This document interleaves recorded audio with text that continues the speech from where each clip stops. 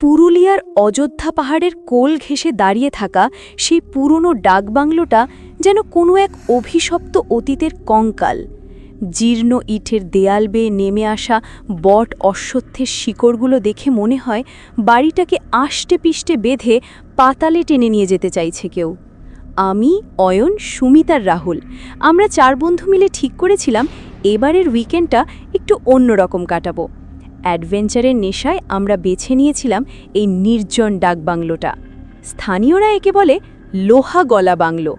কেন এমন নাম তার সদুত্তর কেউ দিতে পারেনি, তবে আসার পথে গ্রামের মোড়ে চায়ের দোকানের বুড়ো লোকটা আমাদের সতর্ক করেছিল, রাতের বেলা জানলা খোলা রাখিস না বাবা, ওখানের হাওয়া বড় ভারী। আমরা তখন হেসেই উড়িয়ে দিয়েছিলাম। বিকেলের আলো ফুরিয়ে আসতেই চারপাশটা অদ্ভুত থমথমে হয়ে গেল। ঝিঁঝি পোকার ডাক যেন কোনো এক অদৃশ্য যন্ত্রণায় চিৎকার করছে। বাংলোর ভেতরটা ভ্যাপসা গুমোট গন্ধে ভরা। আসবাবপত্রগুলো ধুলোয় ধূসরিত, আর ওপরের তলার বিশাল কাঠের সিঁড়িটা পা দিলেই মরমর শব্দে প্রতিবাদ করে উঠছে। রাতের ডিনারের পর আমরা 4 জন ওপরের বড় হলঘরটায় আড্ডা দিচ্ছিলাম। হঠাৎই রাহুল বলে উঠল, আচ্ছা, তোরা কি কিছু পোড়া গন্ধ পাচ্ছিস? আমরা নাকে বাতাস টানলাম। সত্যিই তো, অনেকটা মাংস পোড়া বা চামড়া পোড়ার মতো একটা উৎকট গন্ধ চারপাশটা গ্রাস করেছে। অথচ রান্নাঘর নিচে, আর সেখানে আগুন নেভানো হয়ে গেছে অনেক আগে। ঠিক তখনই বাইরের বারান্দায় ভারী বুটের আওয়াজ শোনা গেল। অয়ন দরজার দিকে উঁকি দিয়ে দেখল কেউ নেই, শুধু চাঁদের আলোয় বারান্দার দীর্ঘ ছায়াটা ধীর লয় নড়ছে। কিন্তু বাইরে তো কোনো বাতাস নেই। রাত তখন প্রায় 12টা। আমরা যে যার বিছানায় যাবার তোড়জোড় করছি, এমন সময় নিচ থেকে একটা আর্তনাদ ভেসে এলো। সেটা কোনো মানুষের না কোনো পশুর বোঝা দেয়। গলার স্বরে যেন এক আদিম হাহাকার মিশে আছে। চল তো দেখি নিচ থেকে কিসের আওয়াজ আসছে। সুমিত টর্চটা জ্বালিয়ে সিঁড়ির দিকে এগিয়ে গেল। আমরা ওর পেছন পেছন চললাম। টর্চের আলো যখন নিচে ডাইনিং টেবিলের ওপর পড়ল, আমাদের শিরদাঁড়া দিয়ে একটা হিমশীতল স্রোত বয়ে গেল। টেবিলের চারধারে 4টি খালি চেয়ার একা একাই নড়ছে, ঠিক যেন কেউ সেখানে বসে অদৃশ্য কোনো ভোজে মত্ত। হঠাৎই রাহুল চিলচিৎকার করে উঠল। ওর পায়ের নিচ থেকে মেঝেটা যেন কেউ টেনে নিচ্ছে। টর্চের আলোয় দেখলাম রাহুলের পা দুটো ঘরের মেঝের ভেতরের দিকে ঢুকে যাচ্ছে। মেঝেটা সিমেন্টের নয়, যেন ফুটন্ত কালো তেলের মতো থকথকে হয়ে গেছে। হাত ধর, রাহুলকে টেনে তোল। আমি আর অয়ন ঝাঁপিয়ে পড়লাম, কিন্তু রাহুলের শরীরটা যত বেশি টানছি, ততই যেন কোনো অদৃশ্য শক্তি নিচ থেকে ওকে গিলে খেলার চেষ্টা করছে। রাহুল কাঁদতে কাঁদতে বলল, নিচে নিচে কেউ আমার পা ধরে টানছে, ওদের হাতগুলো খুব গরম, আগুনের মতো গরম। রাহুলকে কোনো মতে টেনে হিচড়ে যখন ওপরে নিয়ে এলাম, ও আতঙ্কে কুঁকড়ে গেছে। ওর প্যান্টের নিচের অংশটা পুড়ে খাক হয়ে গেছে, আর গোড়ালিতে 5টা আঙুলের ছাপ বসে আছে, ঠিক যেন লাল তপ্ত লোহার ছ্যাঁকা দেওয়া হয়েছে। আমরা বুঝলাম এখান থেকে পালানো দরকার, কিন্তু সদর দরজার কাছে যেতেই দেখলাম দরজার বিশাল লোহার হাতলটা ধীরে ধীরে গলছে। হ্যাঁ, গলছে। কোনো আগুন ছাড়াই লোহাটা তরল হয়ে মেঝেতে পড়ে যাচ্ছে। দরজার বাইরে দাঁড়িয়ে আছে এক দীর্ঘকায় ছায়া। তার চোখ নেই, শুধু 2টো গর্ত দিয়ে গলিত লোহার মতো উজ্জ্বল আলো বেরোচ্ছে। সেই বিভীষিকা অস্ফুট স্বরে বলে উঠল, রক্তের স্বাদ অনেক দিন পাইনি, আগুনের খিদে মেটাসনি কেন? চারপাশটা তখন আগুনের হলকার মতো তপ্ত হয়ে উঠেছে। বাংলোর দেয়ালগুলো থেকে চুইয়ে পড়ছে কালো আলকাতরার মতো এক পদার্থ। আমরা উপরের ঘরে গিয়ে জানলা দিয়ে লাফ দেবার কথা ভাবলাম, কিন্তু জানলার গ্রিলগুলো ততক্ষণে আগুনের মতো গরম হয়ে উঠেছে। অয়ন তখন একটা বুদ্ধি বের করল। ও জানত যে তান্ত্রিক বা অলৌকিক কিছুতে বিশ্বাস না করলেও এই ডাকবাংলোর ইতিহাস হয়তো আগুনের সাথে যুক্ত।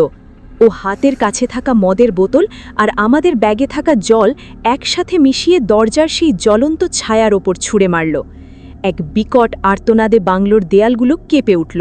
সেই ছায়াটা ধোঁয়ায় মিলিয়ে গেল ঠিকই, কিন্তু মেঝের সেই তরল আগুন আমাদের দিকে এগিয়ে আসছে।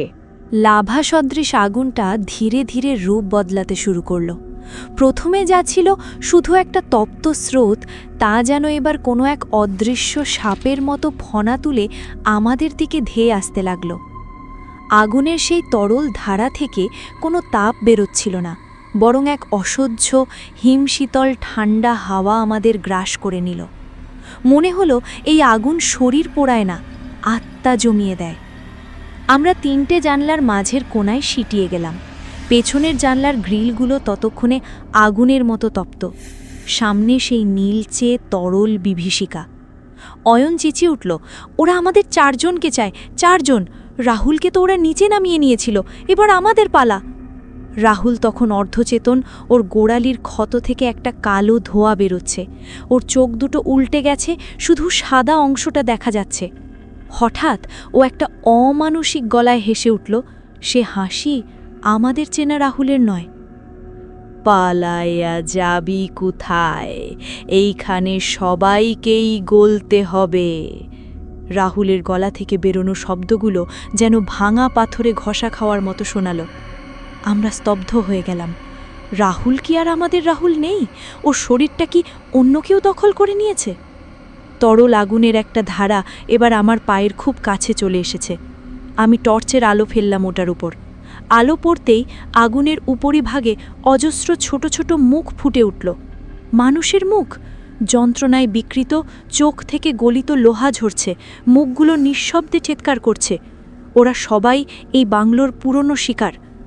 সুমিত, তোর ব্যাগে কি দেশলাই বা লাইটার আছে? আমি আর্তনাদ করে উঠলাম। আছে, কিন্তু ওটা দিয়ে কি হবে? এই আগুনের সামনে তো দেশলাই কাঠি কিছুই না। সুমিতের গলা ভয় বুঝে এসেছে। ব্যাগটা দিয়ে। আমি সুমিতের হাত থেকে ব্যাগটা ছিনিয়ে নিলাম। আমাদের ব্যাগে 1 বোতল কেরোসিন ছিল, স্টোভ জ্বালানোর জন্য। আমি কেরোসিনের বোতলটা খুলে সেই তরল আগুনের মাঝখানে ছুঁড়ে মারলাম। একটা বিকট বিস্ফোরণের শব্দ হলো। নীল আগুনটা এক মুহূর্তের জন্য পিছু হটল, যেন কেরোসিনের গন্ধে ওটা থমকে গেছে। কিন্তু পরক্ষণেই সেটা আরও দ্বিগুণ বেগে ফুলে ফেপে উঠল। বিস্ফোরণের ঝটকায় আমরা ছিটকে দেওয়ালের গায়ে গিয়ে পড়লাম। ওপরের তলার কাঠের ছাদ থেকে এবার মর্মর শব্দে জ্বলন্ত কাঠকয়লা নিচে পড়তে শুরু করল।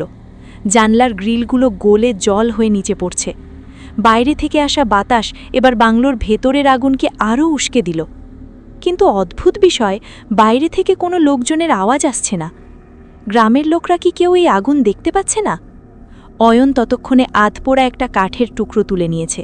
ও ওটা দিয়ে তরল আগুনের ভাড়াটাকে মারতে শুরু করল।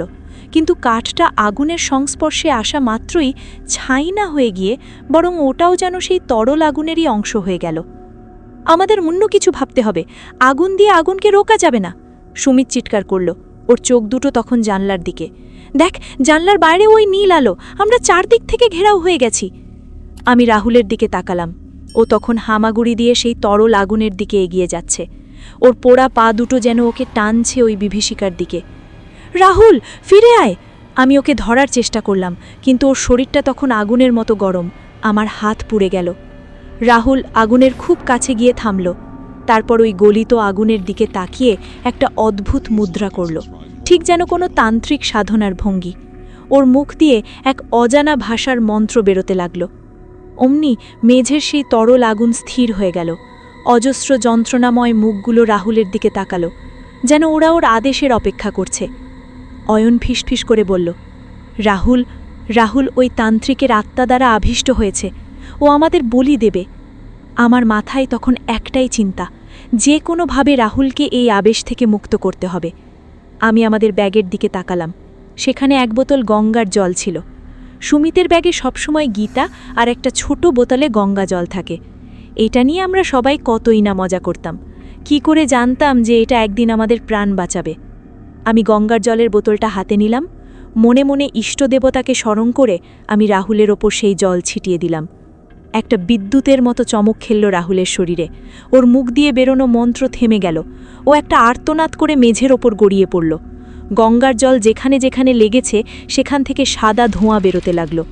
তরল আগুনটা এবার রাহুলের ওপর থেকে দৃষ্টি সরিয়ে আমাদের দিকে ঘুরল, যেন ওদের প্রধান বাধা দূর হয়ে গেছে। আগুনটা এবার একটা বিশাল ঢেউয়ের মতো আমাদের দিকে ধেয়ে এলো।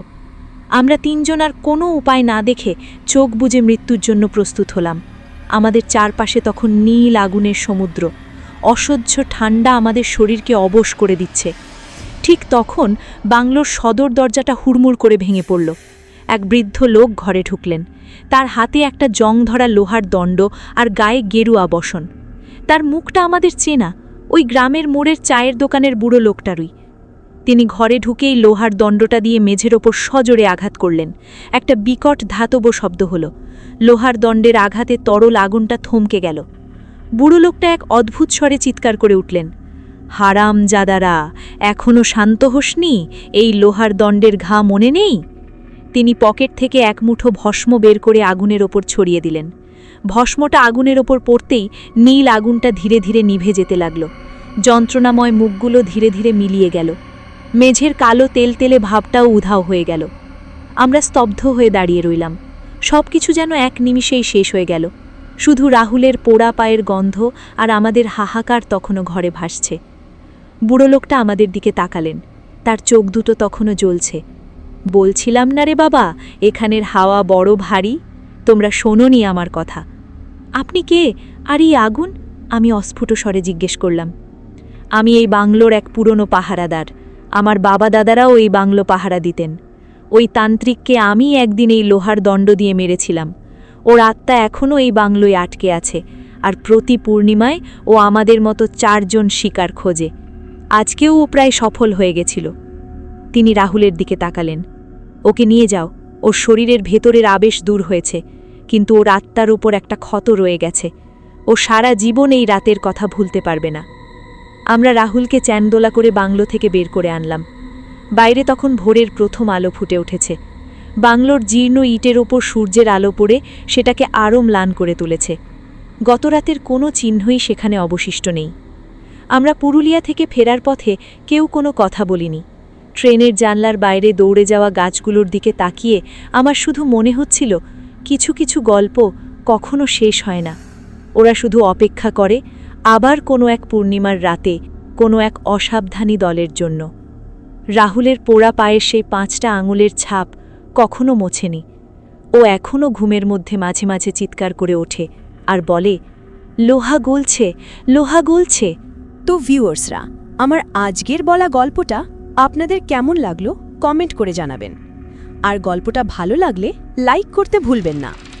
আর এরকম আরও নতুন নতুন হাড় হিম করা ভূতের গল্প শুনতে চাইলে চ্যানেলটাকে সাবস্ক্রাইব করে নেবেন।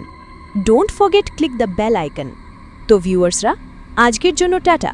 দেখা হবে নতুন একটা হাড় হিম করা ভূতের গল্প নিয়ে।